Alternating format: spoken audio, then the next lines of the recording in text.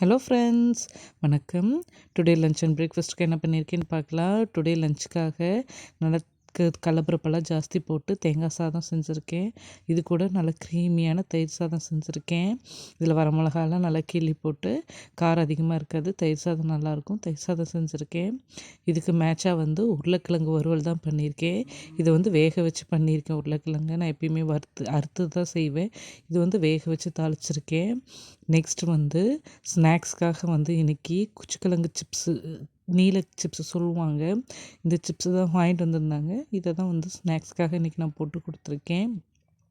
அடுத்து இன்றைக்கி மார்னிங் பிரேக்ஃபாஸ்ட்டுக்காக சூப்பரான ஹெல்த்தியான ஆரிய அடை சுட்டிருக்கேன். ஆரிய அடை ப்ளஸ் அது கூட பணியாரம்.